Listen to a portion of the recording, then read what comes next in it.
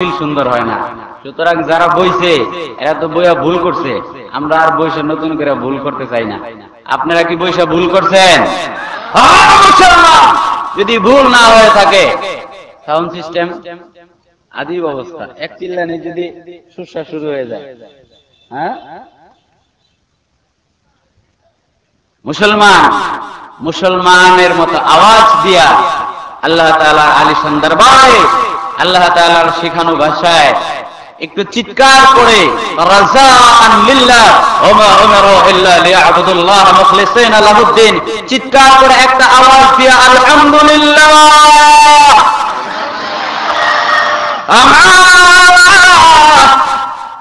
দুনিয়ার জমিনে ওয়াজের ময়দানে বসে আল্লাহ তাআলার আলিশান দরবারে শুকরিয়া কেন আদায় করতে হবে? আল্লাহ তাআলা পবিত্র কোরআনুল কারীমের 13 নম্বর পারার 15 নম্বর পৃষ্ঠার ভিতরে সূরা ইব্রাহিমের ভিতরে আল্লাহ তাআলা ঘোষণা করে দিয়েছে, লা ইন শাকারতুম লা আযীদান্নাকুম ওয়া লা ইন কাফারতুম ইন্না আযাবি লাশাদীদ। আমার বন্ধুগণ, আল্লাহ তাআলা বলেন দুনিয়ার জমিনে ওয়াজের ময়দানে বসে এটা বিশাল একটা বড় নিয়ামত। এই নিয়ামতের শুকরিয়া যদি তোমরা আদায় করো তাহলে আল্লাহ তাআলা নিয়ামত বাড়ায় দিবে, আর যদি নিয়ামতের না শুকরিয়া করা হয় তাহলে আল্লাহ তাআলা নিয়ামত ছিনিয়ে নিয়ে যাবে।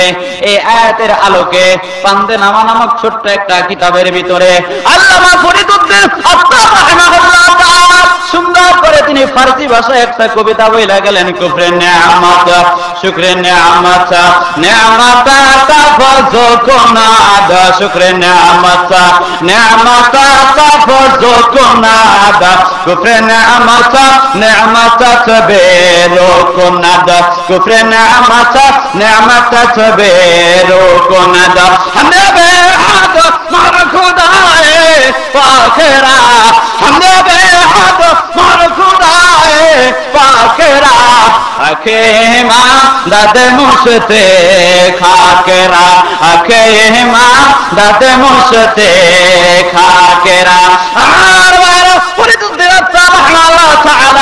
তোমারা আমারে ডাক দিয়া দিয়া আয়াতটাকে সামনে রেখে বুঝায় গেল। আজকের এই ময়দানে বসে আলহামদুলিল্লাহ আওয়াজ যে যত জুড়ে দিবা ওয়াজের ময়দানে বেশি সময় বসে থাকবার সুযোগ, বেশি বেশি ভালো কাজ করার সুযোগ আল্লাহ তাআলা তাকে দিয়ে দিবে।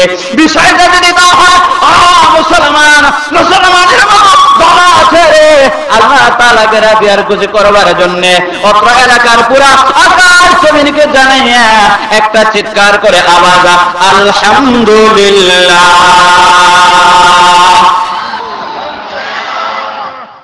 মাশাআল্লাহ আওয়াজ বের হচ্ছে। আমার আবার একটা এটা বদ অভ্যাসই বলতে পারেন, শ্রোতাদের কাছ থেকে ওয়াজ না শোনা পর্যন্ত আমি ওয়াজ করতে পারি না। মানে শ্রোতারা কিছু ওয়াজ করলে ওটা শুনে শুনে আমি বলতে পারি, মানে সুবহানাল্লাহ আলহামদুলিল্লাহ আল্লাহু আকবার এগুলা যদি আপনারা একটু জোরে আওয়াজ দিয়ে দিয়ে বলেন। আমি অনেক দূরের মানুষ, ময়মনসিংহ শেরপুর, আপনাদের এখান থেকে প্রায় 400 কিলোমিটার দূর। আমার ভাষাটা আপনারা বুঝতেছেন কিনা এটা আমার বুঝতে হবে কিনা বলেন। আপনারা যদি একটু আমার সাথে কথা বলেন তাহলে আমি বুঝবো যে আপনারা আমার কথা বুঝতেছেন, আলোচনা সামনের দিকে আগানো যাবে। আর যদি কথা না বলেন, মন খারাপ করে বসে থাকেন, তাহলে আমি বুঝবো যে আপনারা আমার আলোচনা বুঝতেছেন না, আলোচনা সংক্ষেপ করে দিতে হবে, আলোচনা শেষ করে দিব। আপনারা আমার কথা বুঝতেছেন তো ইনশাআল্লাহ? এখন পর্যন্ত কিছু কিছু মানুষ, অনেক মানুষ কিন্তু আছে, কারণ আমি মসজিদে তো দাঁড়ায় নামাজ পড়লাম, নামাজ পড়ার সময় স্বস্তিতে নামাজটা পড়া গেল না পিছনে মানুষের কথার কারণে। আমি চিন্তা করলাম এই জায়গায় যেহেতু এত কথার আওয়াজ, এখানে তো ফেরেশতা এসে কথা বলতেছে না, আর জিনের উপদ্রব ওখানে নাই, মানুষও ওখানে কথা বলছেন। যে মানুষগুলি অন্তত মসজিদের পিছনে দাঁড়ায় কথা বলছে, আমার বিশ্বাস এই মানুষগুলি যদি এই ময়দানে এখনো বসে যায় তাহলে ইনশাআল্লাহ প্যান্ডেলটা ভরে যাবে। আপনারা বলেন ঠিক না বেঠে? আপনারা কি চান যারা দাঁড়ায় আছে এই মানুষগুলি বসে যাক? দেখেন এটা একটা কপালের বিষয়, বাড়ি থেকে বের হয়ে আসছে, আপনারা এখানে বসে গেছেন, সবাই বসতে পারছে বলেন? সবাই বসতে পারছে? বসতে পারে নাই। আল্লাহ তাআলার তৌফিক লাগে এখানে যে বসবে, আল্লাহ তাআলার তৌফিক না হলে কেউ বসতে পারবে না। এখানে আল্লাহ তাআলা যাকে চাইছেন বাড়ির থেকে ধরে নিয়ে আইসা এই মাহফিলে বসায় দিবেন, কিছুরে চাইছে বাড়ির থেকে ধরে আনা রাস্তায় দাঁড় করায় দিছে, এরা দাঁড়ায় দাঁড়ায় শুনতেছে বক্তার কণ্ঠটা কেমন। সুরটা যদি ভালো হয় তাহলে বুমু, আর সুর যদি ভালো না হয় তাহলে ভাগ্য যাবো। এই একটা শ্রেণী আছে কিনা বলেন? এই একটা শ্রেণী আছে কিনা বলেন? কিয়ামতের আলামতের ভাবে বুঝা যায়, কিয়ামতের আলামতের ভাবে বুঝা যায়, সাবধানে থাকিও মুমিন ঈমান রাখা দায়, সাবধানে থাকিও মুমিন ঈমান রাখা দায়। মাহফিলে আসছে, রাস্তায় বসে রয়েছে, কণ্ঠ দেখে। হ্যাঁ, আসলে কি আমাদের কণ্ঠ দরকার না আমলের ওয়াজ দরকার? বলেন, আমলের ওয়াজ দরকার। আজকে মনে করেন আমি এখানে গলা ফাটাইয়া চিল্লাইয়া আপনাদেরকে মিষ্টি মিষ্টি কিছু কথা শোনায় গেলাম। হ্যাঁ, এই মিষ্টি কথা শুই না যদি আপনাদের একজন মানুষের অন্তত পরিবর্তন না হয়, তাহলে এরকম মিষ্টি ওয়াজের কোনো ফায়দা আছে বলেন? আর মিষ্টি মিষ্টি ওয়াজ না কইরা, আমার কণ্ঠটার বাদ বিচার না কইরা এখানে যদি আপনারা বসে যান, আর আমি আবেগ নিয়ে মায়া নিয়ে যদি দুই চারটা আমলের কথা যদি আপনাদের কাছে ছাড়তে পারি, অন্তত কিছু মানুষ যদি এই আমল করে, আর আমরা যদি এই আপনার মিষ্টি মিষ্টি কথা না শুই না, আল হাক্কু মুররুন, তিক্ত কিছু কথা শোনার কারণে, তিক্ত কিছু কথা শোনার কারণে আমরা যদি পরকালে জান্নাতের মালিক হয়ে যাই, তাহলে আমাদের অসুবিধা আছে বলেন? অসুবিধা আছে বলেন? তাহলে যেই তিক্ত কথা বক্তা এবং শ্রোতা সকলকেই জান্নাতি বানাবে, আমার তো মনে হয় মিষ্টি মিষ্টি ওয়াজের চাইতে, কিসসা কাহিনী বলার চাইতে ওই তিক্ত কথাগুলি হাজার গুণে ভালো, যে এই তিক্ত কথা আপনাকে আর আমাকে জান্নাতের মালিক বানাবে। তাহলে আপনারা কি সত্য কথা শুনবেন? ওয়াজ সরকারি শুনবেন না দরকারি শুনবেন বলেন? হ্যাঁ, দরকারি ওয়াজ শোনা দরকার, সরকারি ওয়াজ শুনে লাভ নাই। সরকারি ওয়াজ শুনলে আমলে খাটানো যায় না। এই জন্য কথা যতক্ষণ বলবো, আল্লাহ তাআলা আমাকে আমলের নিয়তে, আপনাদেরকে আমলের নিয়তে শোনার জন্য তৌফিক দান করে দেখ বলি আমিন। আর মাঝখানে যে সমস্ত ফাঁকা জায়গাগুলি আছে এগুলি একটু ভরে বসবেন। আমার বিশ্বাস আলোচনা চলতে থাকলে ইনশাআল্লাহ মানুষ যদি থাইকা থাকে আশেপাশে এই প্যান্ডেলে চলে আসতে হবে, ইনশাআল্লাহ তারা আসবে। মুসলমান তো কোরআনের আওয়াজ যখন কানে যাবে তারা দূরে থাকতে পারবে না, দূরে থাকতে পারবে না, একজনও পারবে না, সকলেই চলে আসবে ইনশাআল্লাহ। এই বিশ্বাস আমার আছে, আপনাদের আসেনি? কার কার নাই একটু হাত উঠান। আলহামদুলিল্লাহ, সচেতন শ্রোতা। হ্যাঁ, অনেক জায়গায় যায় এরকম উল্টা একটা কথা বলে হাত তুলতে বললে বেশ কিছু লোক হাত তুলে দেয়, মানে হুজুর ভালো হইলেও আপনার লোকে, খারাপ হইলেও আপনার লোকে। আল্লাহ তাআলা আমাদের সকলকে বুঝে শুনে আমল করার তৌফিক দান করুক বলি আমিন। এবার চলেন আপনাদের সামনে পবিত্র কোরআনুল কারীমের যে আয়াতখানা তেলাওয়াত করেছি, এই আয়াতটা হলো সূরা আজ-জুমারের 53 নম্বর আয়াত এবং পবিত্র কোরআনুল কারীমের 24 নম্বর পারা 3 নম্বর পৃষ্ঠার 9, 10, 11 এই তিনটা লাইন আমি আপনাদের সামনে তেলাওয়াত করেছি। সূরা জুমারের 53 নম্বরের আয়াত আর রাসূলুল্লাহ সাল্লাল্লাহু আলাইহি সাল্লামের একখানা হাদিস, আয়াত এবং হাদিসকে সামনে রেখে সামান্য কিছু কথা বলবো। শেষ পর্যন্ত বসার, আমলের নিয়তে বলার ও শোনার তৌফিক আল্লাহ দান করুক বলি আমিন। তো বললাম কোন আয়াত থেকে নিয়ে কথা বলবো আমরা, আগে আলোচনার বিষয়টা বুঝে নেন, এরপর আলোচনাটা বুঝতে সহজ হবে, তাই না? আমরা তেলাওয়াত করেছি সূরা জুমারের কয় নম্বর আয়াত? 53 নম্বর আয়াত। 53 নম্বর, কত নম্বর আয়াত? 53 নম্বর আয়াত। তো যেহেতু আয়াত তেলাওয়াত করেছি 53 নম্বর, তাহলে আলোচনা তো হবে 52 নম্বর আয়াত নিয়ে। কত নম্বর আয়াত? 53 নম্বর আয়াত নিয়ে আলোচনা হবে। এবার আসেন এই 53 নম্বর আয়াত সম্পর্কে মজার একটা কথা শুনেন। হযরতে আব্দুল্লাহ ইবনে মাসউদ রাদিয়াল্লাহু তাআলা আনহুর উদ্ধৃতি দিয়ে তাবরানীর ভিতরে এই কথাটা লিখছেন যে এই যে সূরা আজ-জুমারের 53 নম্বর আয়াত, এটা হলো পবিত্র কোরআনুল কারীমের 6666টি যে আয়াত আছে, এই 6666টি আয়াতের মধ্যে সবচাইতে খুশির, সবচাইতে আনন্দের সংবাদ বয়ে আনা আয়াত হলো এই সূরা জুমারের 53 নম্বর আয়াত। সবচেয়ে খুশির আয়াত। আর কোরআনুল কারীমের সবচেয়ে গুরুত্বপূর্ণ আয়াত হলো আয়াতুল কুরসি। সবচেয়ে গুরুত্ববহ, অর্থবহ, তাৎপর্যপূর্ণ আয়াতের নাম হলো আয়াতুল কুরসি, যেটা 3 নম্বর পারার 1 নম্বর পৃষ্ঠার ভিতরে। আর সবচাইতে আনন্দের আয়াত হলো এই সূরা জুমারের 53 নম্বর আয়াত। আমার পবিত্র কোরআনুল কারীমের 6665 আয়াতকে একদিকে রেখে একখানা মাত্র আয়াত সবচাইতে আনন্দের কেন হয়ে গেল, সবচাইতে খুশির কেন হয়ে গেল? বিশ্ব নবী মুসনাদ আহমদের ভিতরে রওয়ায়াত আছে, বিশ্ব নবীজি বলে এই আকাশের নিচে জমিনের উপরে তাম পৃথিবীর যত সৃষ্টি সম্পদ বলতে যা কিছুকে বোঝায়, এই সব কিছুর মালিক যদি আমি বিশ্ব নবীকে বানিয়ে দেওয়া হতো, আমি নবী ওই পরিমাণ খুশি হতাম না যে পরিমাণ খুশি আমি হয়েছি সূরা জুমারের এই 53 নম্বর আয়াত আসার পরে। একটু চিন্তা করেন, পুরো আকাশ জমিনের মালিক যদি তাকে বানায় দেওয়া হয়তো নবীকে, নবী এই পরিমাণ খুশি হতেন না যে পরিমাণ খুশি হয়েছেন এই সূরা জুমারের এই আয়াতটা আসার পরে। রাসূল সাল্লাল্লাহু আলাইহি ওয়াসাল্লাম এত কেন খুশি হইলেন এই আয়াতটা আসার পরে, এবং সবচেয়ে আনন্দের আয়াত কেন এই আয়াতটা, এই কথাটা আপনারা শুনতে রাজি আছেননি? কেন এটা আনন্দের আয়াত? সামনে চলেন। এরপরে আপনার এই আয়াতটার ভিতরে আল্লাহ তাআলা আপনাকে আর আমাকে তওবার আহ্বান করেছেন। কিসের আহ্বান করেছেন? তওবার আহ্বান করেছেন।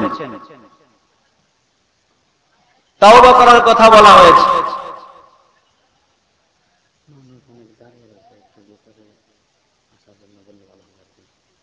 জি আলহামদুলিল্লাহ, রাস্তার আশেপাশে অনেক মানুষ দাঁড়ানো আছেন।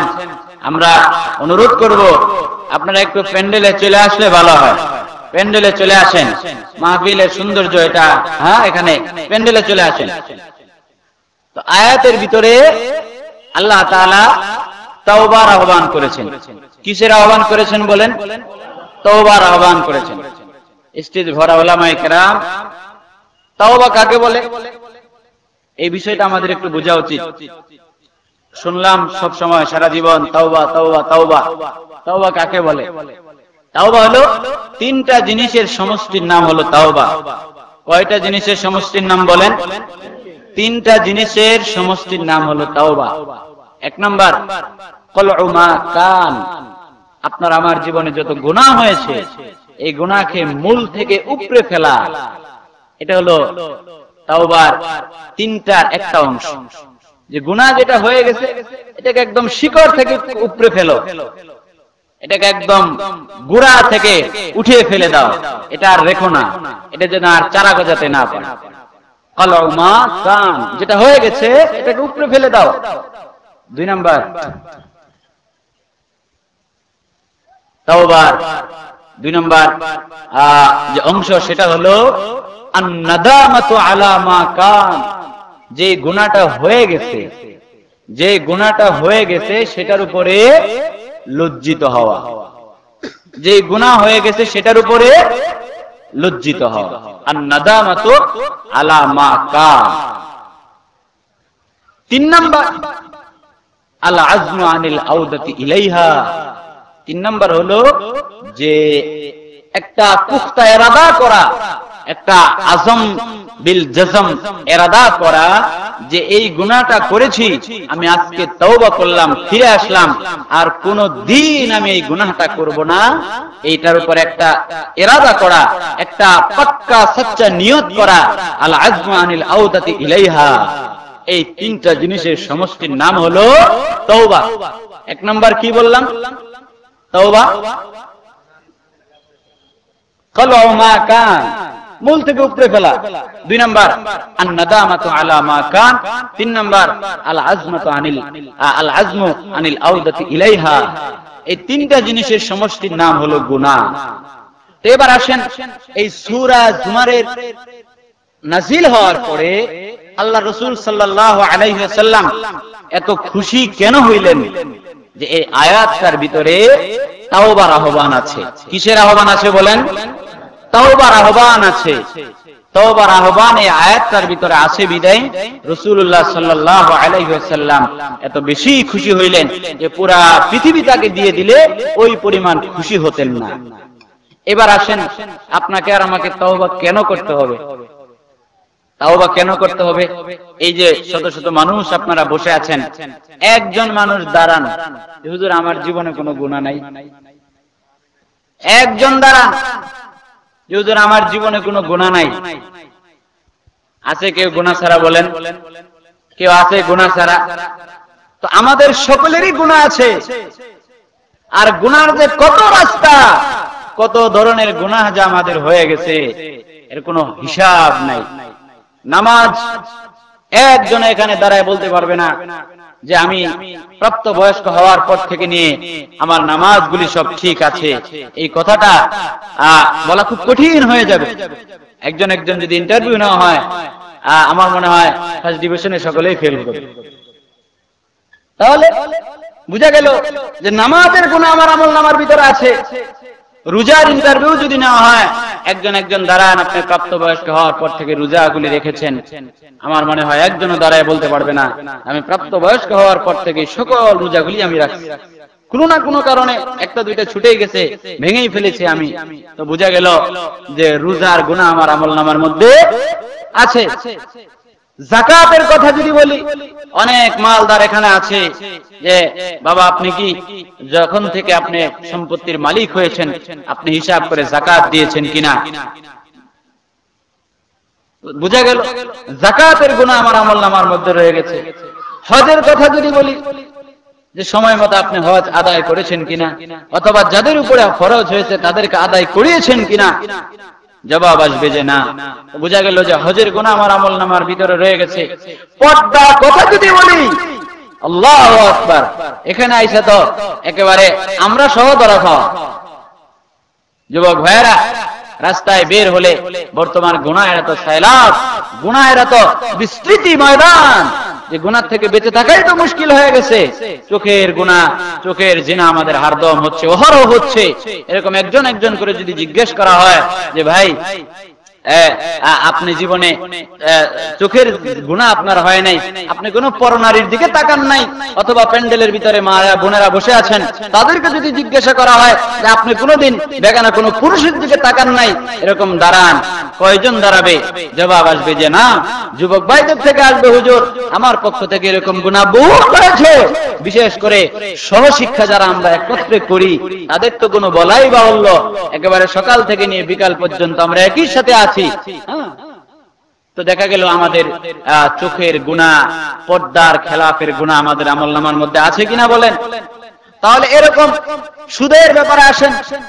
সমাজে যে আমাদের সমাজে সুদ আসে কিনা, আশা নিরাশা হতাশা ইত্যাদি যত এনজিও ফেনজিও ইত্যাদি আছে, এগুলি কি সুদ যুক্ত না সুদ মুক্ত বলেন?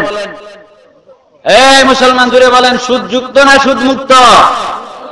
এই যে আশা নিরাশা হতাশা আমাশা ইত্যাদি এই জাতীয় এনজিও যেগুলি সুদযুক্ত, যেগুলি আমাদের মা বোনদেরকে ঘর থেকে বের করে নিয়ে আসতেছে, যেগুলি ঋণ দেয় কিন্তু তারা অধিকাংশ ঋণগুলি দেয় মা বোনদের হাতে, পুরুষদের হাতে দেয় না, তাহলে এই যে সুদযুক্ত এনজিওর সাথে আমরা যারা জড়িত, এটা আমাদের সমাজে আছে কিনা বলেন? সমাজের কম মানুষ না বেশি মানুষ? আমি জানি না আপনাদের এলাকার কি অবস্থা, কিন্তু প্রত্যন্ত অঞ্চলগুলিতে এত মারাত্মক অবস্থা যে সমাজের 80% মানুষ এই সমস্ত সুদের সাথে জড়িত। অথচ আল্লাহ তাআলা সুদের ব্যাপারে পবিত্র কুরআনুল কারীমের 2 নম্বর পারার 6 নম্বর পৃষ্ঠার ভিতরে সূরা বাকারায় বলছে, আহাল্লাল্লাহুল বাইআ ওয়া হারামার রিবা। স্পষ্ট আল্লাহ তাআলার ঘোষণা, সুদ এটা তো হারাম, সুদ এটা হারাম, সুদ এটা হারাম। আর তোমরা যতদিন হারামের সাথে জড়িত থাকবে, হারামের সাথে যতদিন মানুষের সুদের সম্পৃক্ততা থাকবে, ততদিন পর্যন্ত মানুষের অর্থনৈতিক মুক্তি আসবে না, অর্থনৈতিক দৈন্যতা মানুষের কাটবে না। মানুষ যদি অর্থনৈতিকভাবে শান্তিতে থাকতে চায়, অর্থনৈতিক মুক্তি যদি মানুষ চায়, অর্থনৈতিক দৈন্যতা যদি মানুষ কাটাতে চায়, তাহলে মানুষকে সুদ থেকে ফিরে আসতে হবে। এবার যদি একজন একজন করে জিজ্ঞেস করে, ও বাবা তুমি দাঁড়াও, যে তোমার জীবনে সুদের কোনো কারবারের সাথে তুমি জড়িত না, তুমি সুদের কোনো লেনদেনের সাথে জড়িত না, আমার মনে হয় না কয়জন মানুষ এখানে দাঁড়ায় বলবে জবাব আসবে, হুজুর আমার সুদের সাথে কোনো না কোনো ভাবে লেনদেন আছে, কোনো না কোনো ভাবে আমার ব্যাংকিং রয়েছে, কোনো না কোনো ভাবে আমার ব্যালেন্স রয়েছে। তো দেখা গেল যে সুদের গুনাহ থেকেও আমরা মুক্ত না, তো নামাজের গুনার ব্যাপারে সেখান থেকেও আমরা মুক্ত হতে পারি নাই, রোজার গুনাহ সেখান থেকে আমরা মুক্ত হতে পারি নাই, হজের গুনাহ সেখান থেকে আমরা মুক্ত হতে পারি নাই, যাকাতের গুনাহ সেখান থেকে আমরা মুক্ত হতে পারি নাই, সুদের গুনাহ সেখান থেকে আমরা মুক্ত হতে পারি নাই, জুলুমের গুনাহ সেখান থেকে আমরা মুক্ত হতে পারি নাই। তবে মাথা থেকে নিয়ে পা পর্যন্ত, মাশরিক থেকে নিয়ে মাগরিব পর্যন্ত, সীমান্ত থেকে জনুব পর্যন্ত পুরো বিস্তৃত ময়দানকে যদি এরকম তোমার আর আমার গুনার স্তূপ বানিয়ে দেওয়া হয়, পুরো পৃথিবীটা ভরে যাবে তোমার আর আমার গুনাহ দিয়া। এরপরেও যদি এরপরেও আমরা মুসলমান বসে আছি, এরপরেও আমাদের কোনো চিন্তা হয় না, এরপর আমাদের ভিতরে ভয় হয় না, আমাদের তো নাজাতের রাস্তাটা কোথায়, আমাদের মুক্তির রাস্তাটা কোথায়? গুনাহ তো হয়ে গেছে, নামাজ জীবন অনেক ছুঁইটে গেল, রোজা অনেক ছুঁইটে গেল, যাকাত অনেক ছুঁইটে গেল, আমরা পর্দা মতো চলতে পারলাম না, সুদ থেকে বাইরে থাকতে পারলাম না, এত শত গুনাহ নিয়ে বাঁচবো কি করে, বাঁচবো কি করে, বাঁচবো কি করে? আল্লাহ তাআলা এই কথাটাই সূরা জুমারের 3 নম্বর আয়াতের ভিতরে বললেন, কুল ইয়া ইবাদিয়াল্লাযীনা আসরাফু আলা আনফুসিহিম লা তাকনাতু মির রাহমাতিল্লাহ ইন্নাল্লাহা ইয়াগফিরুয যুনুবা জামিআ ইন্নাহু হুয়াল গফুরুর রহিম। ও আমার বান্দা, তোর নামাজের গুনাহ, তোর রোজার গুনাহ, তোর যাকাতের গুনাহ, তোর হজের গুনাহ, তোর সুদের গুনাহ, তোর জিনার গুনাহ, তোর জুলুমের গুনাহ, তোর তাবদ জিন্দেগির গুনাহগুলি নিয়ে তুই আজকে ময়দানে বসে যা, ময়দানে বসে যা, ময়দানে বসে যা।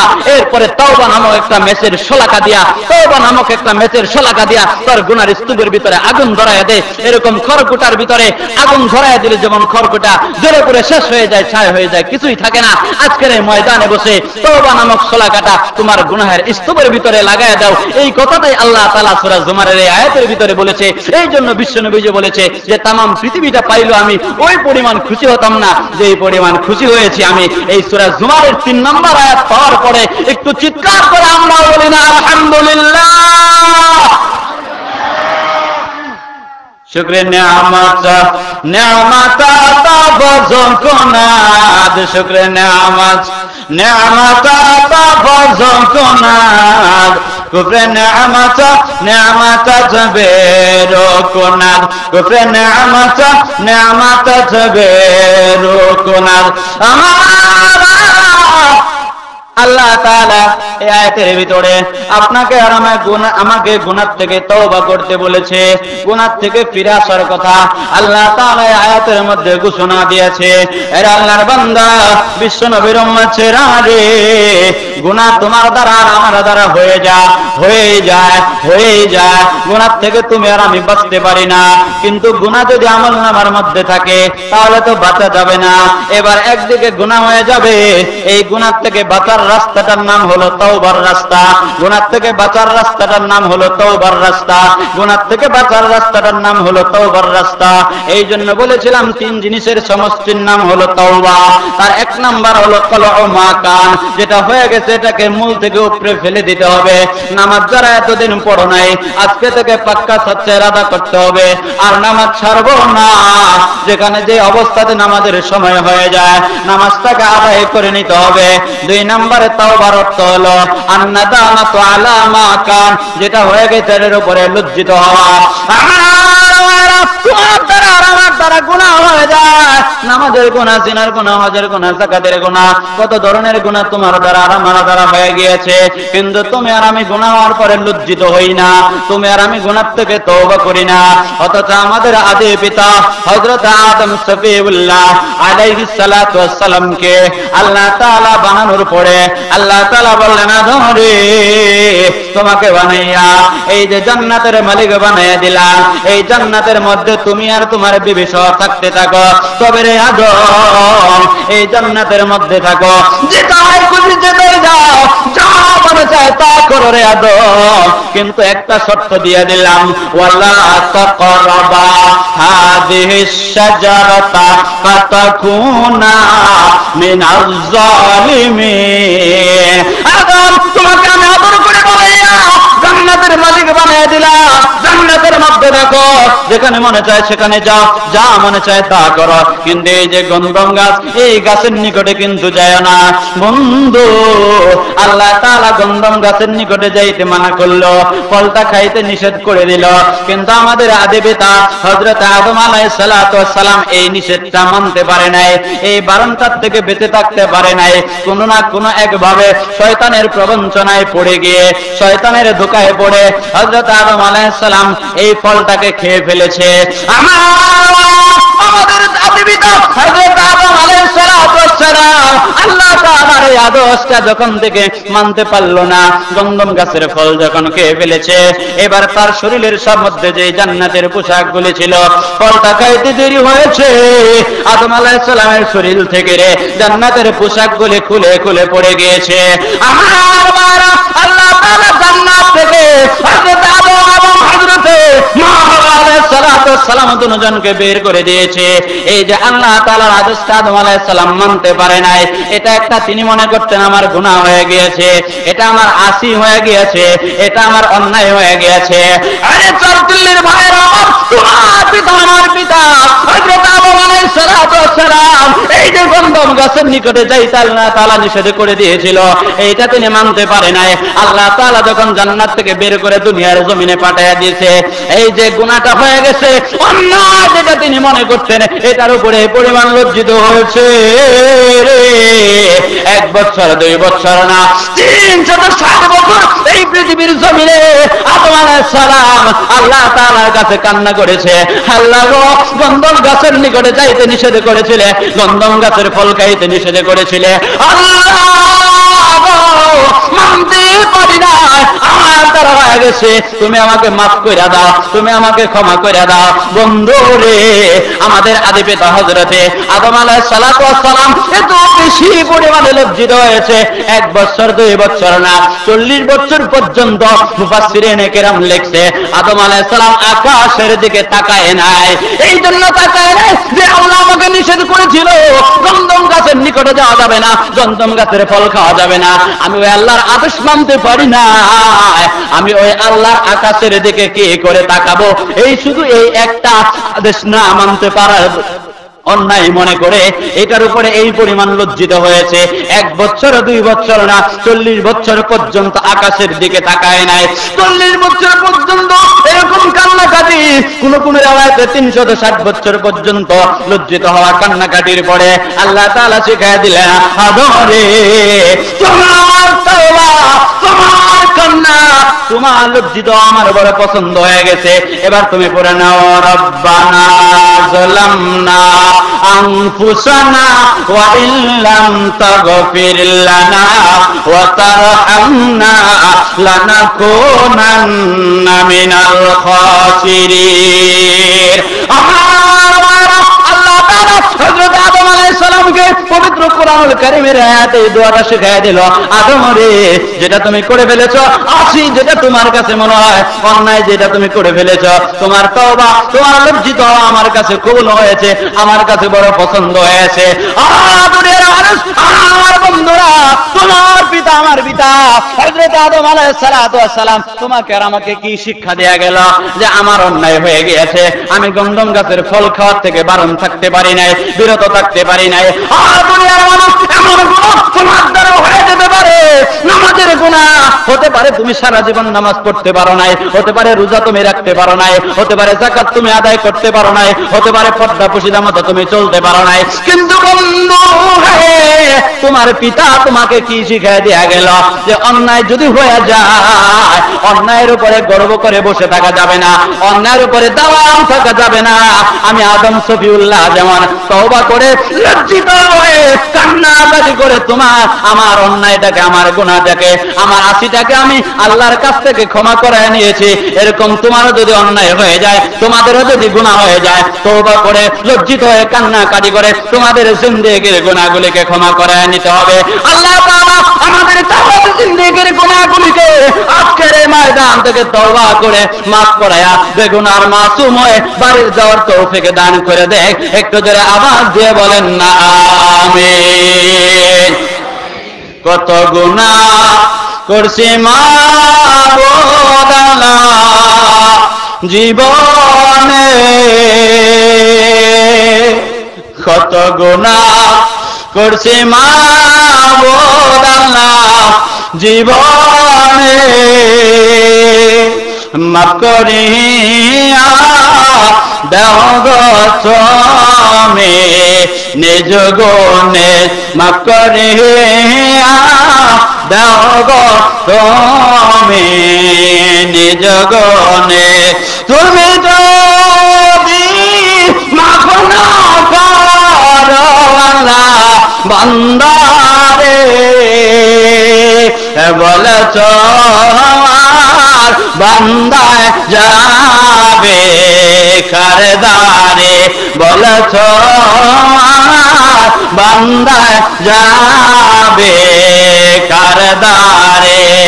কত গুনাহ করছে মাবুদ আল্লাহ গোপনে, মাফ করে দাও গো তুমি নিজ গুণে, মাফ করে দাও গো তুমি নিজ গুণে। একটু আবেগ ভরা কণ্ঠে বলেন আমিন।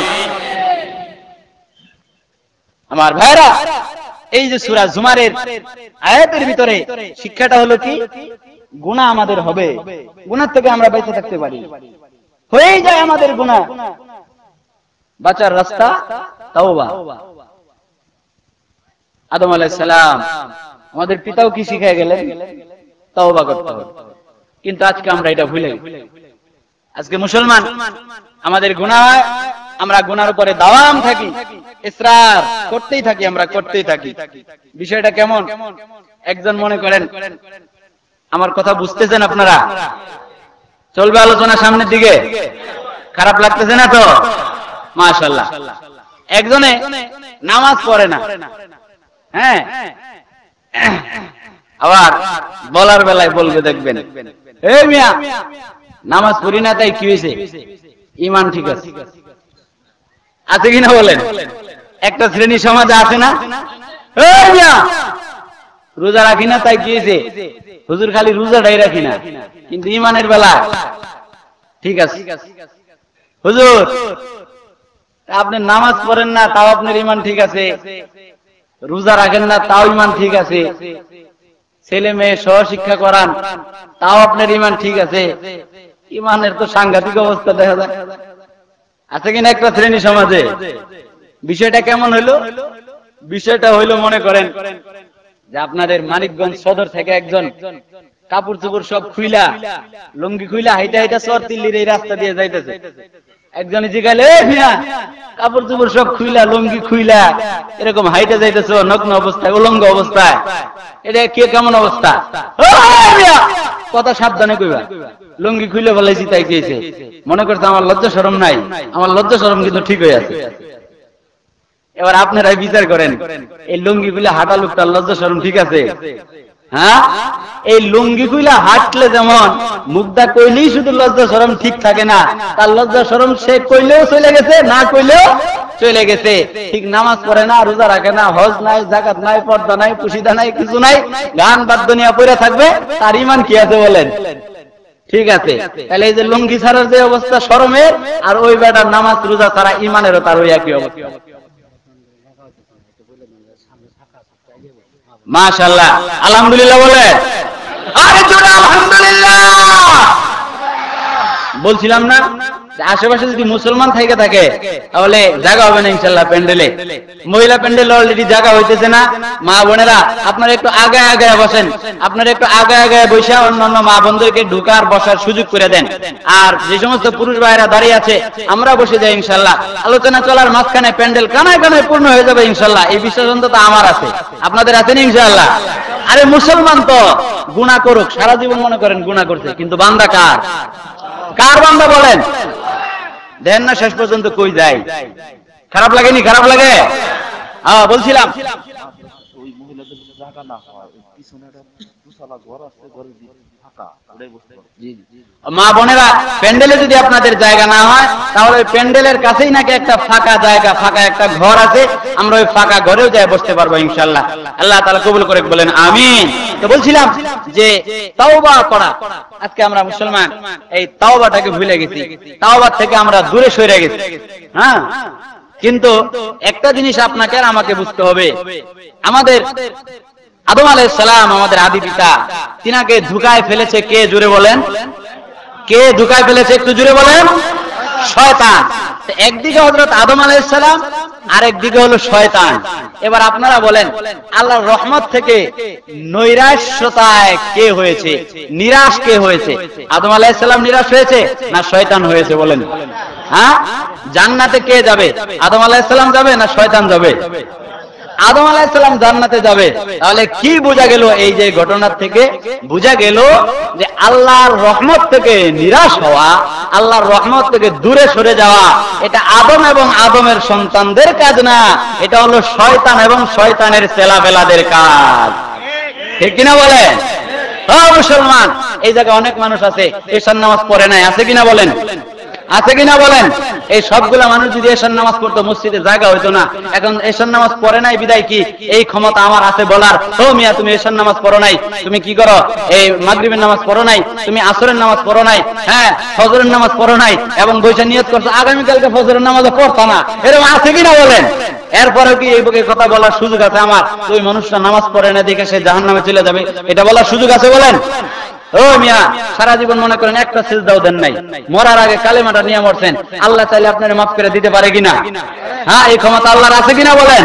তাহলে আল্লাহ যেখানে ঘোষণা দিয়ে দিয়েছে সূরা জুমারের 3 নম্বর আয়াতের ভিতরে, ও দুনিয়ার মানুষ, তোর গুনাহ করতে করতে তোর গুনাহ কি পরিমাণ হয়েছে, তোর গুনাহ আকাশ জমিনের চাইতে বেশি বড় হয়ে যায় নাই, অথবা হয়েও গেছে আমার রহমতের চাইতে তো বেশি বড় না, গুনাহ করছ, আজকে ময়দানে বসে যা, তওবা কর, গুনাহগুলি কিটা স্তূপ কইরা তওবার একটা শলাকা জ্বালায়া দে। তোর এই যে 20 বছর, 25 বছর, 30 বছর, মুরব্বী বাবারা 50 বছর, 60 বছর, 65 বছরের তোর তামাম জিন্দেগীর গুনাহগুলি আমি আল্লাহ আজকে তোর এখান থেকে মাফ করে দিয়া, তোরা এখান থেকে মাফ করে দিয়া, তোরা এখান থেকে মাফ করে দিয়া, বেগুনাহ বানায় তোরা আমি বাড়িতে নিয়ে যাবো। আল্লাহ তাআলা 29 নম্বর পারার ভিতরে সূরা নূহের ভিতরে এই কথাটা বলছেন, ফাকুল তুস্তাগফিরু রাব্বাকুম ইন্নাহু কানা গফফারা ইরসিলিস সামাআ আলাইকুম মিদরারা।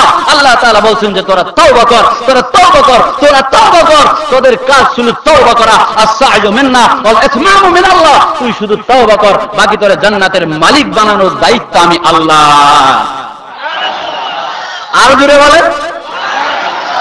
এত সুযোগ দেওয়ার পরে, এত আশার বাণী থাকার পরেও যদি আমরা জাহান্নামে যাই, এরপরেও যদি আমরা তওবা না করি, তাহলে এর চাইতে আর কপাল পুরা, এর চাইতে আর দুঃখের কিছু থাকতে পারে বলেন?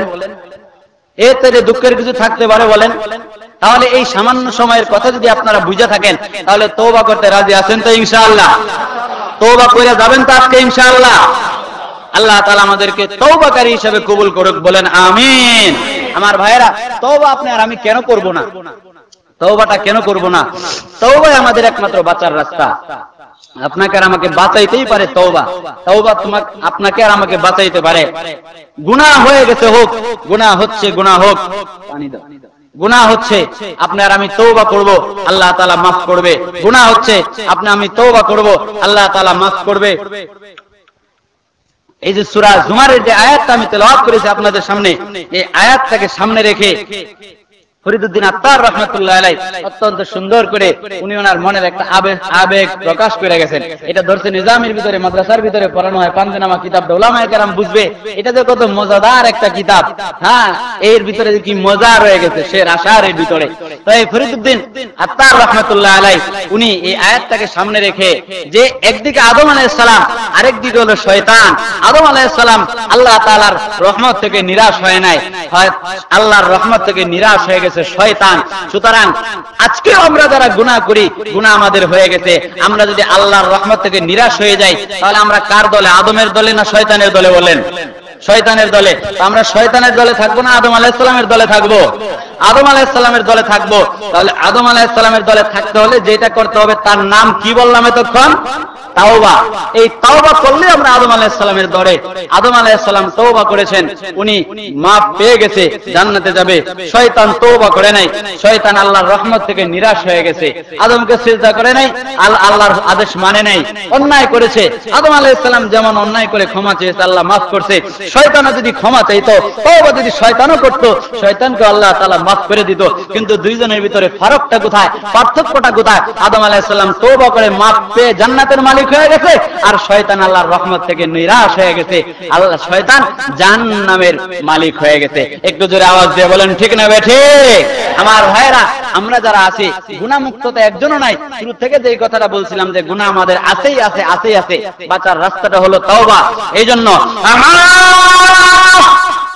ফরিদুদ্দিন আত্তার রাহিমাহুল্লাহ তাআলা তোমাকে আর আমাকে বোঝানোর জন্য এই যে সূরা জুমারের 53 নম্বর আয়াত থেকে সামনে রেখে উনি তোমাকে আর আমাকে ডাকে দিয়া দিয়া তার মনের আবেগগুলো উনি বুঝায় গিয়েছে। পারস্যের মানুষ ছিল, ফার্সি ভাষায় তিনি লিখে গিয়েছেন। তিনি আমাকে, তোমাকে আর আমাকে বুঝায় গেছে, দুনিয়ার মানুষ, আরে আল্লাহর বান্দা, নামাজ তুমি পড়ো নাই, এটা তোমার গুনাহ। রোজা তুমি রাখো নাই, এটা তোমার গুনাহ। পর্দা মতো চলো নাই, এটা তোমার গুনাহ। হজ তুমি করো নাই, এটা তোমার গুনাহ। পরের জায়গা তুমি মেরে খেয়েছো, এটা তোমার গুনাহ। তুমি বান্দার হক আদায় করো না, এটা তোমার গুনাহ। স্ত্রীর হক হুকুক আদায় করতে পারো না, এটা তোমার গুনাহ।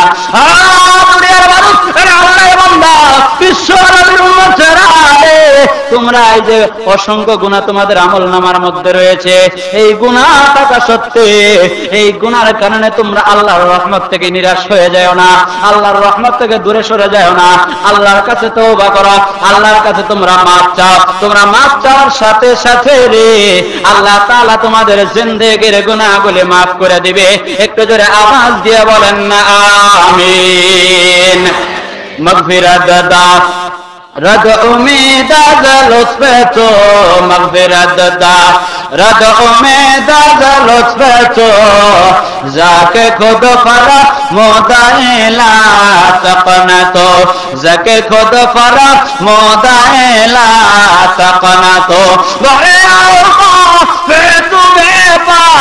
ताबुअद ना उम्मीद रहमत से, ताबुअद ना उम्मीद रहमत से, ताबुअद नफ्स शैतान जद करे मारा है माना, नफ्स शैतान जद करे मारा है माना, रहमत बाप शुद्ध शफाअत खागे मन, रहमत बाप शुद्ध शफाअत खागे मन।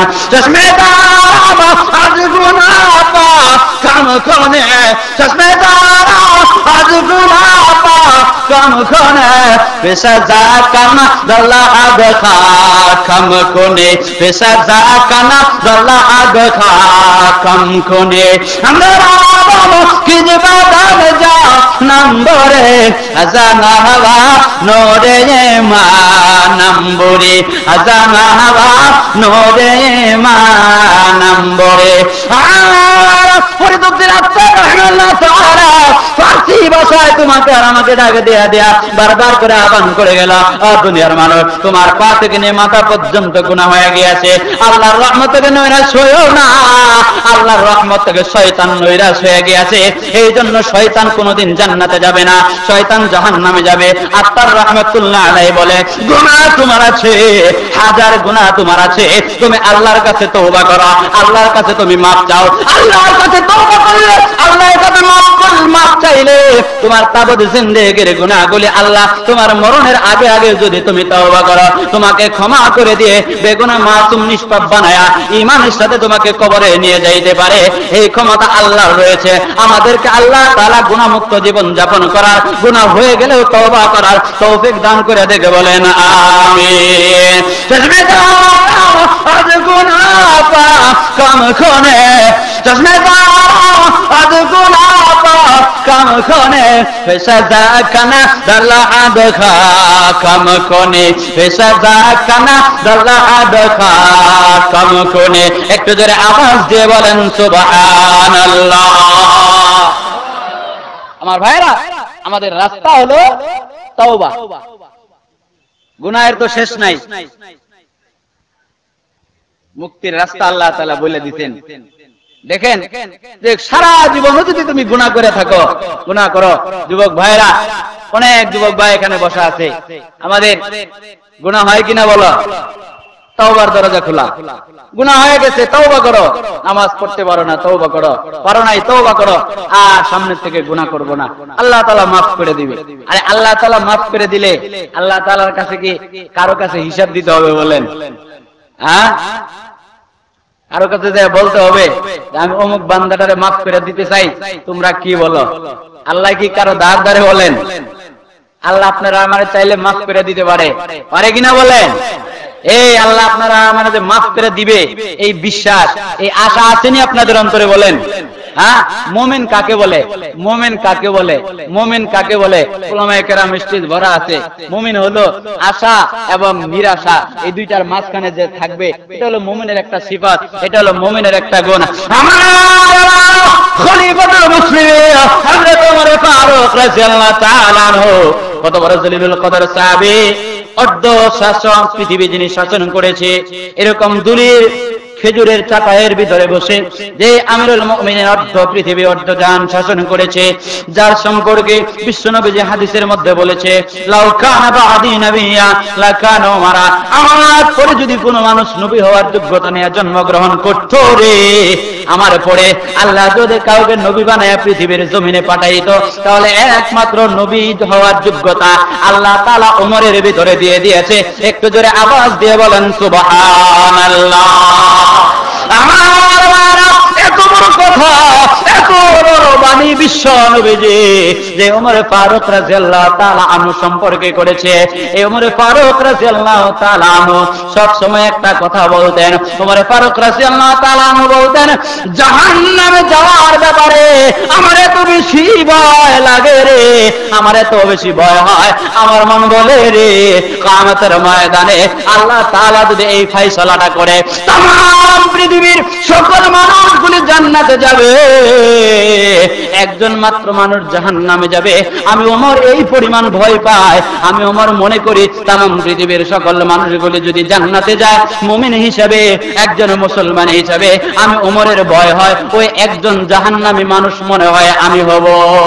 আমার খলিফাতুল মুসলিমিন ওমর ফারুক রাদিয়াল্লাহু তাআলা আনহু জাহান্নামকে যে পরিমাণে ভয় করতেন, ঠিক আবার তার অপর পিঠে ওমর ফারুক রাদিয়াল্লাহু তাআলা আনহু এই কথাটাও বলতেন, কিয়ামতের ময়দানে আল্লাহ তাআলা যদি ঘোষণাটা দিয়ে দেয় तमाम পৃথিবীর ভিতরে সকল মানুষগুলি জাহান্নামে যাবে, একজন মাত্র মানুষ জান্নাতে যাবে, একজন মাত্র মানুষ জান্নাতে যাবে, আমি ওমর আশা রাখি গো, আমি ওমর আল্লাহর উপরে এই বিশ্বাসটুকু রাখি, আমার এই বিশ্বাস আছে যে আমি ওই একজন মানুষ যদি জান্নাতে যায় আর तमाम পৃথিবীর মানুষগুলি জাহান্নামে গেলে আমি ওমর বিশ্বাস করি ওই একজন মানুষ আমি ওমর হব। কেননা আল্লাহ তাআলা ঘোষণা করেছে লা তাকনাতু মির রাহমাতিল্লাহ, আল্লাহর রহমত থেকে নৈরাশ হওয়া যাবে না, আল্লাহর রহমত থেকে নৈরাশ হওয়া যাবে না, আল্লাহর রহমত থেকে নৈরাশ হওয়া যাবে না। আমাদের মানুষ তোমার জীবনের গুনাহ, আমার জীবনের গুনাহ হয়তো পৃথিবীর পাহাড়ের চাইতে বেশি হবে না, অথবা পৃথিবীর পাহাড়ের চাইতে বেশি, অথবা পৃথিবীর সমুদ্রের চাইতে বেশি, কিন্তু আল্লাহ তাআলার যে সিফাতের নামগুলি আছে তোমার আর আমার এই পা থেকে নিয়ে মাথা পর্যন্ত, মাশরিক থেকে নিয়ে মাগরিব, শিমাল থেকে নিয়ে জনুব পর্যন্ত যত গুনাহ তোমার আর আমার হয়ে গেছে, পুরো পৃথিবীটা যদি তোমার আর আমার গুনাহ দিয়া বইরা যায়, এরপরে যদি তুমি আর আমি তওবা করি, আল্লাহ তাআলা ডাক দিয়া তোমার আর আমারে বুঝাই দিয়েছে, বিশ্ব নবীজি হাদিসের মধ্যে ঘোষণা করে দিয়েছে আল্লাহর কোন বান্দা, আমার কোন উম্মত যদি গুনাহ করার পরে তওবা করলে, আল্লাহ তাআলা যদি আমার ওই বান্দাকে, আমার ওই উম্মতকে maaf যদি না করে, আল্লাহ তাআলা নিজে বলে তুমি গুনাহ করার পরে তওবা করলে আমি যদি maaf না করি গো, আমার রহমান নামের পজিশনটা ঠিক থাকবে না, আমার রহিম নামের পজিশনটা ঠিক থাকবে না।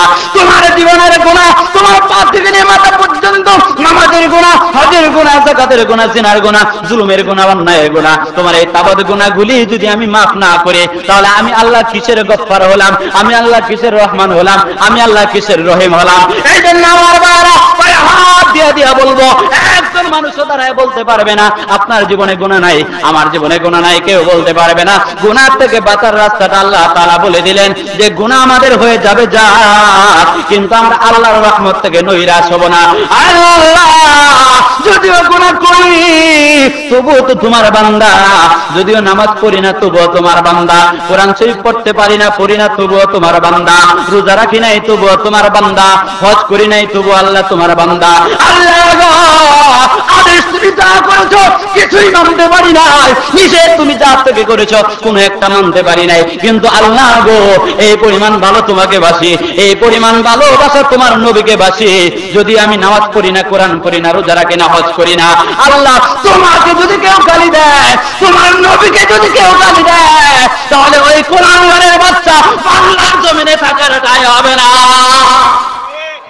এতটুকুন মহাব্বত, এতটুকুন ভালোবাসা প্রত্যেকটা মুসলমানের ভিতরে আছে কিনা বলেন? দুনিয়ার মানুষ এই মহাব্বত যার ভিতরে আছে, আল্লাহর প্রতি ভালোবাসা, আল্লাহ রসুলের প্রতি ভালোবাসা যার ভিতরে আছে, তামাম জিন্দেগীর গুনাহগুলোকে জমা করে আজকের ময়দানের ভিতরে বসে যাও, একটু পরে তাওবা নামক একটা শলাকা দিয়া তোমার গুনাহগুলোকে জ্বালাইয়া দিয়া বেগুনা মাসুম বানায়া আল্লাহ তোমাকে বাড়িতে নিয়ে যাবে। আল্লাহ তাআলা আমাদেরকে কবুল করে নেক। একটু জোরে চিৎকার করে আওয়াজ দিয়া বলেন আমিন। এই দুনিয়ার সব ছেড়ে আজ আল্লাহকে নিজ করো, এই দুনিয়ার সব ছেড়ে আজ আল্লাহকে নিজ করো, সব কিছু রে দূর করে মান তার সাথে যে জোর, সব কিছু রে দূর করে মান তার সাথে যে জোর। এই দুনিয়ার জীবন সে তো সুযোগ তোমার তরে, মানেন যদি খোদা তবে রেহাই পাবে পরে। দোষ যেন আর না বেসে যায় মন দুয়ারের কাছে, দোষ যেন আর না বেসে যায় মন দুয়ারের কাছে, তোমার নিজের ঠাই চেয়ে নাও মহান প্রভুর কাছে, তোমার নিজের ঠাই চেয়ে নাও মহান প্রভুর কাছে। কেমনে তুমি রহিবে বলো বিরাগে খোদার, কেমনে তুমি রহিবে বলো উদাসী খোদার, এই ববের রিশতা যত ছাড়বে আজিতা, বাঁচতে হলে খোদার সাথে গড়বে আজিতা, এই ববের রিশতা যত ছাড়তে হবে আজি, খোদা প্রেমের চাদর গায়ে পড়তে হবে আজি। একটু জোরে আওয়াজ দিয়ে বলেন ঠিক না বেঠি? প্রেম কার সাথে বলেন? তাওবা কার কাছে বলেন? করবেন তো তাওবা? করবেন তো তাওবা? এই সামান্য সময় যতক্ষণ কথা বললাম, এতক্ষণের আলোচনা যদি আপনাদের বুঝায় এসে থাকে, তাহলে মোটামুটি আপনারা কি আল্লাহর রহমত থেকে নৈরাশ হয়ে গেছেন, নাকি গুনাহ যা হওয়ার হয়েছে অন্তত আজকে আল্লাহ তাআলার কাছে তওবা করে মাফ চায়া গুনাহ মুক্ত একটা জীবন নিয়ে এই ময়দান থেকে বিদায় হবেন? তওবা করতে তওবার মতো তওবা, কালউ মা কান আন-নাদামাতু আলা মা কান আল আজমু আনিল আউদাতি ইলাইহা, এই খাস তওবাটা করে ময়দান থেকে যাইতে রাজি আছেন তো ইনশাআল্লাহ? আল্লাহ তাআলা কবুল করুক, বলেন আমিন। আমি বলি কি, ও দুনিয়ার মানুষ, হে মানিকগঞ্জের ভাইয়েরা, আপনারা আমার বড় মহব্বতের মানুষ, মানিকগঞ্জে আমার অনেক প্রোগ্রাম আলহামদুলিল্লাহ।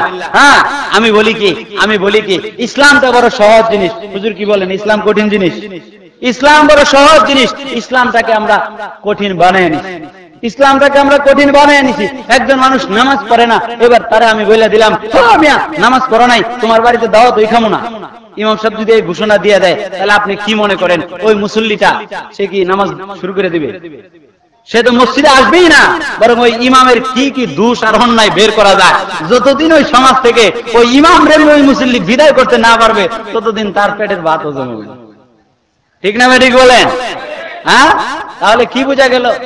ইসলাম তো সহজ জিনিস।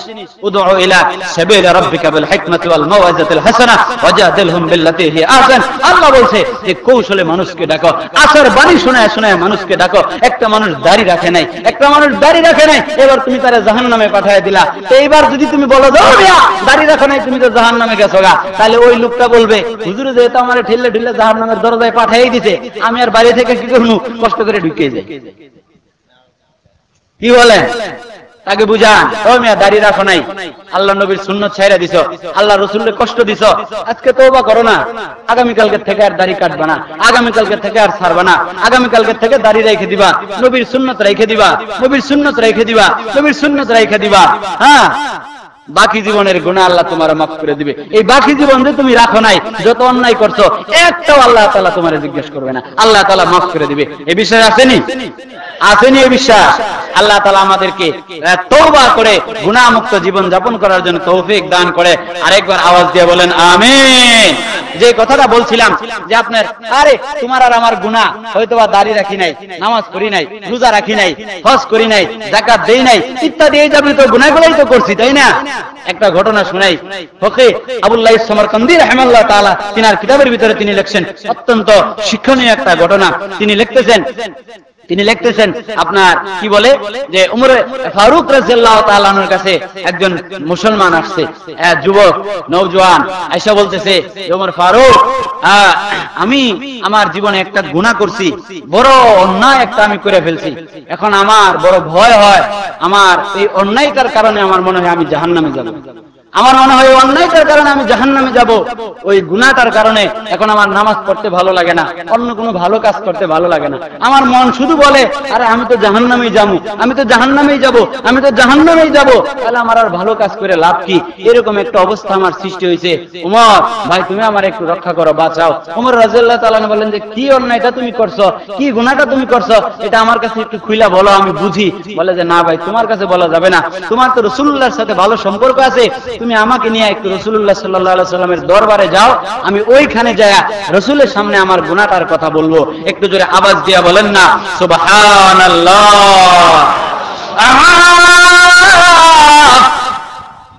বিশ্ব নবী যে রাহমাতাল লিল আলামিনের দরবারে এই যে নওজোয়ান যুবক মুসলমান ওমর ফারুক রাদিয়াল্লাহু তাআলা আনহুকে নিয়ে যায় দরবারে হাজির হয়ে গিয়েছে।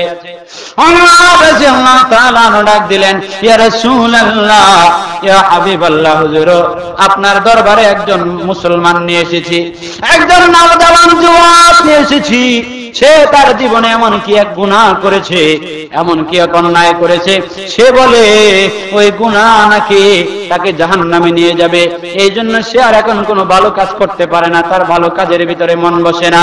বিশ্ব নবী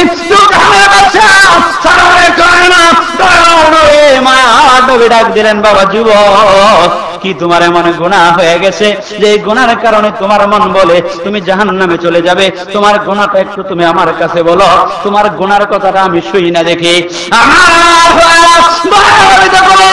জিজ্ঞেস করেছে যুবক, তার চোখের পানিগুলি জার জার করে ছেড়ে দিয়েছে। যুবক শুধু কান্দে, কথা বলতে পারে না। নবীজি ডাক দিলেন, বাবা যুবক, কেন কান্দো? কি গুনাহ তোমার হয়ে গেছে তুমি আমার কাছে বলো। যুবক তার কান্না ছায়া ডাক দিয়া বললেন, ইয়া রাসূলুল্লাহ, ইয়া হাবিবাল্লাহ, হুজুর আমার পেশা হলো আমি কাফন চুরি করে, মানুষগুলো যখন মারা যায় তার আত্মীয় স্বজনরা সুন্দর করে গোসল করাইয়া নতুন কাফনের কাপড় পরাইয়া যখন দাফন করে আসে, কবর যখন দিয়ে আসে, নবী গো আমার কাজ হলো রাত্র যখন গভীর হয়ে যায়, পুরো পৃথিবীটা যখন নিস্তব্ধ হয়ে যায়, মানুষগুলি যখন ঘুমায় যায়, আমি কবরের কাছে যাইয়া কবরটাকে খনন করে কাফনের কাপড়টা খুলে নিয়ে আসি। নবীজি ডাক দিলেন, বাবা যুবক, কাফনের কাপড় চুরি করেছো, কাফনের কাপড় চুরি করো, এটাই কি তোমার বড় গুনাহ? বলে যে রাসূলুল্লাহ, না না, কাফনের কাপড় চুরি করে এটা আমার বড় গুনাহ না, এটা আমার বড় অন্যায় না, তবে তোমার বড় গুনাহটা কি? ইয়া রাসূলুল্লাহ, একদিন একজন সুন্দরী যুবতী মেয়ে মারা গেল, তার আত্মীয় স্বজনরা তাকে সুন্দর করে গোসল করাইয়া 5 টুকরা কাফনের কাপড় দিয়া তাকে দাফন করে যখন আসছে, আমার তো ওই কাফনের কাপড়টা আনতে হবে। ইয়া রাসূলুল্লাহ, মানুষগুলি যখন ঘুমায়া পড়েছে, আমি ওই যুবতীর কবরের পাশে যাইয়া দাঁড়াইয়া কবরটাকে খনন করার পরে কবর থেকে সবকিছু সরাইয়া তার শরীর থেকে কাফনের কাপড়গুলি খুলে খুলে যখন নিয়ে আসতেছিলাম, কাপড়ের কাফনগুলি নিয়ে আমি যখন কবরের উপরে দাঁড়িয়েছি, ইয়া রাসূলুল্লাহ,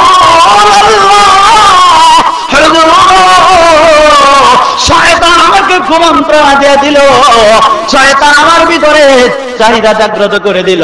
শয়তান আমাকে ভেতর থেকে বলতে লাগলো, আরে যুবক, পুরা পৃথিবীর মানুষগুলি ঘুমায়া, পৃথিবীটা নিস্তব্ধ হয়ে গিয়েছে, তুমি শুধু কাপনের কাপড়টা নিয়ে কেন চইলা যাও? তুমি চাইলে তো এই মেয়ের সাথে, সুন্দরী যুবতী ষোড়শীর সাথে তুমি তোমার মনের বাসনাটাও পূরণ করতে পারো, তুমি তোমার চাহিদাটাও পূরণ করতে পারো। নবী,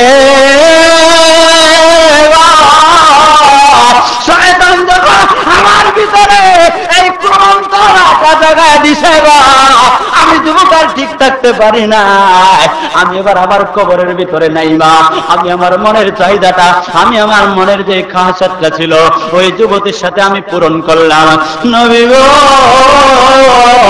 আমি আমার মনের চাহিদাটা ওই যুবতীর সাথে পূরণ করতে দেরি হয়েছে।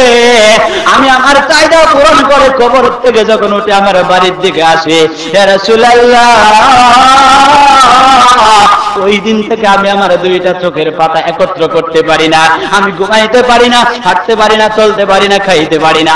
সব সময় মেয়েটা আমাকে ডাক দিয়া দিয়া বলে, আরে আল্লাহ বান্দা, তুই কি করলি রে? আমি আমার জীবন থাকা অবস্থায় কোনদিন আমার সতীত্ব কাউকে দেখতে দেই নাই, আমার লজ্জা আমি কাউকে দেখতে দেই নাই রে যুবক, তুই কি করলি? আজকে মরার পরে তুই এমন একটা কাজ আমার সাথে কইরা গেলি রে যুবক, তুই আমাকে নাপাক বানাইয়া দিয়া গেলি, তুই আমাকে অপবিত্র বানাইয়া দিয়া গেলি। আরে যুবক, পবিত্র একটা সতীত্ব আনিয়া দুনিয়ার জমিন থেকে বিদায় নিয়ে যখন আমি চলে আসছি, আমার আত্মীয় স্বজনেরা আমাকে সুন্দর করে গরম পানি দিয়া গোসল করাইয়া, সুন্দর 5 টুকরা কাপড়ের কাপড় দিয়া আমাকে কবরের জগতে রাইখা গেল। আরে যুবক, আমি পবিত্র অবস্থায় কবরে শুয়েছিলাম, তুই এমন একটা কাজ কইরা গেলি রে, আমারে নাপাক বানায় দিয়া গেলি। আমাদের ময়দানে পৃথিবীর মুমিন মুসলমান মায়েরা যখন আল্লাহ তাআলার সামনে উঠবে রে, সকল মা, সকল বোনেরা পবিত্র অবস্থায় উঠবে, কিন্তু আমি যুবক, তুই আমারে অপবিত্র বানিয়ে দিয়ে গেলি। আমার আল্লাহর সামনে যখন দাঁড়াইতে হবে, আমি পবিত্র অবস্থায় উঠতে পারবো না, আমার নাপাকি অবস্থায় উঠতে হবে। ইয়া রাসূলুল্লাহ, আমি হাঁটতে গেলে, চলতে গেলে, ঘুমাইতে গেলে এই কথাগুলি শুধু আমার কানের ভিতরে বাজে, এই জন্য আমার অন্য কোনো কাজ করতে ভালো লাগে না। আমার মন বলে এই গুনাহটার কারণে আমি জাহান্নামে চলে যাব। বিশ্বনবীর রহমতের আহার এই কথা শুনবার পরে এবার যুবক কান্দে, ওমর ফারুক রাদিয়াল্লাহু তাআলা আনহু কান্দে, এবং বিশ্বনবীজি নিজেও তিনি কান্না শুরু করে দিয়েছে। বিশ্বনবীজি যখন কোনো কথা বলে না, এবার যুবক আরো বেশি করে কান্না শুরু করেছে। যুবক এবার হতাশ হয়ে গিয়েছে, নৈরাশ হয়ে গিয়েছে। নবীজি যেখানে কথা বলে না, আমার মন বলে রে, আমার এই গুনাহ মনে হয় আল্লাহ মাফ করবে না, এই জন্য নবীজি কথা বলে না। নবীজি চুপ থাকলো, সুকুত অবলম্বন করবার কারণে এই জান্নার বান্দা নওজোয়ান যুবক নবীজির দরবার থেকে বের হয়ে গেছে। আল্লাহ তাআলার সাথে সাথে জিবরাইল আমিনকে ডাক দিলেন, জিবরাইল যা, আমার বন্ধু রে, যা যা ওহী করে দে। জিবরাইল আমিন দুনিয়ার জমিনে বিশ্ব নবীজির দরবারে চলে আসছে। ইয়া রাসূলুল্লাহ, ইয়া হাবিবাল্লাহ, হুজুর, এই যে তামাম পৃথিবীর মানুষগুলি যারা গুনাহ করেছে, যারা অন্যায় করেছে, যারা নামাজ পড়ে নাই, যারা রোজা রাখে নাই, যারা হজ করে নাই, যারা যাকাত দেয় নাই, আল্লাহর রাসূল, হে রাসূলুল্লাহ, হাবিবাল্লাহ, এদের সৃষ্টিকর্তা, এদের খালেক, এদের মালিক আপনি না আল্লাহ? নবীজি বলে, এদের সৃষ্টিকর্তা, এদের খালেক, এদের মালিক হলেন আল্লাহ। জিবরাইল আমিন বলল, ইয়া রাসূলুল্লাহ, ইয়া হাবিবাল্লাহ, হুজুর, এই তামাম পৃথিবীটার মালিক যদি আল্লাহ হয়, এই মানুষগুলির সৃষ্টিকর্তা যদি আল্লাহ হয়, তাহলে যে নওজোয়ান যুবক আপনার দরবারে এসেছিল, বড় একটা গুনাহ সে করে ফেলেছে। এই গুনাহ করে যখন তওবার জন্য আপনার দরবারে আসে, আপনার দরবার থেকে আপনি কেন তাকে দূরে সরাইয়া দিলেন? আপনি কেন তাকে তওবার সুসংবাদটা দিয়ে দিলেন না? আল্লাহ তাআলা ঘোষণা করে দিয়েছে, কুল ইয়া ইবাদিয়াল্লাযীনা আসরাফু আলা আনফুসিহিম লা তাকনাতু মির রাহমাতিল্লাহ, ইন্নাল্লাহা ইয়াগফিরুয যুনুবা জামিআ, ইন্নাহু হুয়াল গফুরুর রহিম। আর তাকলির বাইরা, মুরব্বী বাবারা, আমি একটা প্রশ্ন ওয়াজের শেষে আপনাদের কাছে রাখতে চাই। এই যে যুবক যে অন্যায় করেছে, এই যুবকের চাইতে বড় অন্যায় আমার মনে হয় এখানের কোন যুবক করে নাই। এই যুবকের চাইতে বড় অন্যায় আমার মনে হয় আমার কোন মুরব্বী বাবা করে নাই। হয়তোবা জিনা করেছে, মৃত মানুষের সাথে জিনা কারি একজন আমার মনে হয় ময়দানে পাওয়া যাবে না। ওই যুবককে, ওই নওজওয়ানকে যদি আল্লাহ তার এই গুনাহ মাফ করে দিতে পারে রে, তাহলে তুমি আর আমি যে গুনাহ করেছি আমরা যদি তওবা করি, আল্লাহ তোমাকে আর আমাকে মাফ করে দিতে পারে। আল্লাহ তোমাকে আর আমাকে মাফ করে দিতে পারে। আল্লাহ তোমাকে আর আমাকে মাফ করে দিতে পারে। আল্লাহ আমাদের জিন্দেগির গুনাহগুলোকে মাফ করে দেখ। একটু চিৎকার করে একটা আওয়াজ দিয়ে বলেন না আমিন। এ জীবনে না করিলাম বন্দেগি, জীবনে না করিলাম বন্দেগি, গুনাহ করে কাটাইলাম জিন্দেগি, গুনাহ করে কাটাইলাম জিন্দেগি। যারা আল্লাহর ওলি হইল তওবা করিয়া, যারা আল্লাহর ওলি হইল তওবা করিয়া, গুনাহগার এলাম গুনাহ করিয়া, গুনাহগার এলাম গুনাহ করিয়া, এ জীবনে না করিলা বান্দা বন্দেগি, এ জীবনে না করিলা বান্দা বন্দেগি, গুনাহ করে কাটাইলা জিন্দেগি। তওবা করে আবার তওবা ভাঙ্গেলা, তওবা করে আবার তওবা ভাঙ্গেলা, আজকে বসে খাটে তওবা করিলা, আজকে বসে খাটে তওবা করিলা, আজকে বসে খাটে তওবা করিলা। আজ আমার মুরব্বী বাবারা পায়ে হাত দিয়ে দিয়ে বলবো, মাথা থেকে নিয়ে পা পর্যন্ত তোমার গুনাহে হয়তো বা জর্জরিত। আল্লাহর রহমত থেকে নৈরাশ হয়ো না, আল্লাহর রহমতের দরজা থেকে নৈরাশ হয় না। তামাম জিন্দেগির গুনাহগুলি নিয়া আল্লাহর কুদরতে পায়ে দুইটা সিজদা দিয়া তোমার জীবনের গুনাহগুলিকে মাফ চাও, আল্লাহ তোমার তাবৎ জিন্দেগির গুনাহগুলিকে মাফ করে দিবে। আল্লাহ আমাদেরকে মাফ করে দেখ। একটা আওয়াজ দিয়ে বলেন আমিন। আমার ভাইরা, আলোচনা এখানেই শেষ, আমার সময়ও শেষ। আমি এই সামান্য সময়ে যে কথাগুলি বললাম, আল্লাহ তাআলা আমাদের সকলকে আমল করার তৌফিক দান করুক, বলেন আমিন। কথা মোটামুটি বুঝে গেছে তো ইনশাআল্লাহ না? তাহলে কি বুঝলাম আজকে আমরা একটু সার সংক্ষেপ করে দিয়ে চলে যাই 2 মিনিটে। আয়াত তেলাওয়াত করেছিলাম সূরা জুমারের 53 নম্বর আয়াত। এই আয়াতের ভিতরে আল্লাহ কিসের আহ্বান করেছে? তাওবার আহ্বান করেছে। তাওবা কাকে বলে? 3 জিনিসের নাম। কলউ মা কান, যেটা হয়ে গেছে শিকড় থেকে উপড়ে ফেলে দাও। আন নাদামাতু আলা মা কান, যে গুনাহ করেছে সেটার উপরে লজ্জিত হও। আল আজমু আনিল আউদাতি ইলাইহা, এবং যে গুনাহটা তোমার দ্বারা হয়ে গেছে পাক্কা সচ্চা ইরাদা করো আর জীবনে গুনাহটা করবে না।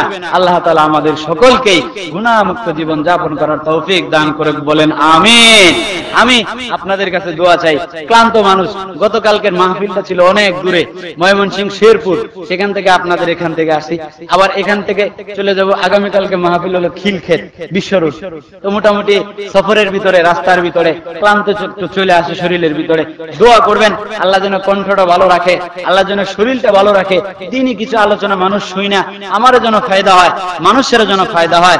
আল্লাহ তাআলা এগুলিকে পরকালের নাজাতের জরিয়া হিসেবে কবুল করে আজকে এই ময়দানে বৈশা, চরতিলির এই মাদ্রাসার মাঠে বৈশা, আমি এই চেয়ারে, আপনারা ওই শ্রোতার জায়গাতে বসে যেরকম ওয়াজ শুনতেছেন, অনেকের মুখে হাসি, অনেকের মুখে আনন্দ লাগা, অনেকের কাছে ভালো লাগা, এই একটা দৃশ্য যেন আমরা জান্নাতের ময়দানে যায় কায়েম করতে পারি। আমরা জান্নাতে যায় যেন এরকম মজমার ভিতরে বসা আমরা কেউ ওয়াজ করতে পারি, আমরা কেউ যেন শুনতে পারি। আল্লাহ গুনাহগুলিকে মিটাইয়া দিয়া সকলকে জান্নাতের মালিক বানায় দেখ। চিৎকার করে একটা আওয়াজ দিয়া বলবেন আমিন।